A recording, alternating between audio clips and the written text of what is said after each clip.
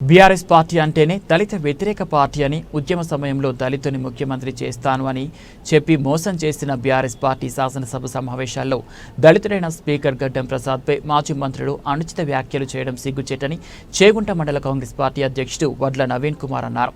చేగుంట మండల కేంద్రంలోని గాంధీ చౌరస్తా వద్ద కాంగ్రెస్ పార్టీ రాష్ట్ర కమిటీ పిలుపు మేరకు కాంగ్రెస్ పార్టీ మండల అధ్యక్షుడు వడ్ల నవీన్ ఆధ్వర్యంలో మాజీ మంత్రులు జగదీష్ రెడ్డి, కేటీఆర్ల దిష్టిబొమ్మలను దగ్ధం చేశారు. అనంతరం ఆయన మాట్లాడుతూ స్పీకర్పై అనుచిత వ్యాఖ్యలు చేసిన జగదీష్ రెడ్డిని అసెంబ్లీ నుంచి బహిష్కరించడమే కాకుండా అతని సభ్యత్వాన్ని రద్దు చేయాలని వారు డిమాండ్ చేశారు. దళితుడైన గడ్డం ప్రసాద్ను శాసనసభ స్పీకర్గా కాంగ్రెస్ పార్టీ నియమిస్తే అధ్యక్షుడిని సంబోధించాల్సి వస్తుందని, కేసీఆర్ శాసనసభ సమావేశాలకు హాజరు కావడం లేదని, టీఆర్ఎస్ పార్టీ అంటేనే దళిత వ్యతిరేక పార్టీ అని వారు అన్నారు.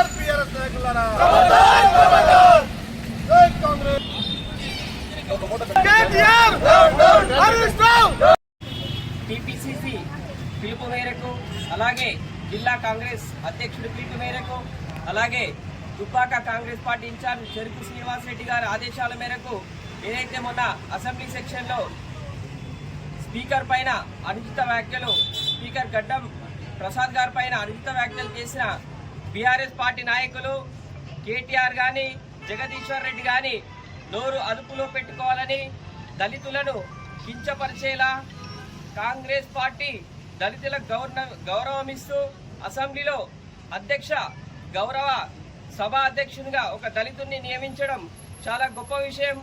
అది జీర్ణించుకోలేక నిండు సభలో కేసీఆర్ కానీ, కేటీఆర్ కానీ, జగదీశ్వర్ రెడ్డి కానీ దళితులు అత్యధిక ఉన్నత స్థానంలో వాళ్ళు జీర్ణించుకోలేక దళితులను అవమానిస్తూ అసెంబ్లీ అధ్యక్ష హోదాలో ఉన్న అధ్యక్షునికి గౌరవం ఇవ్వకుండా అనుచిత వ్యాఖ్యలు చేసినందుకు మేము దీన్ని ఖండిస్తూ నిరసనగా ఈరోజు దిష్టిబొమ్మ కార్యక్రమాన్ని చేగుంట మండలంలో చేపట్టాము.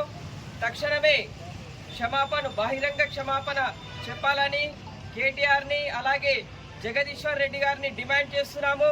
లేని పక్షంలో కాంగ్రెస్ పార్టీ కార్యకర్తలమందరము తెలంగాణ భవన్ని ముట్టడిస్తామని హెచ్చరింపజేస్తున్నాము.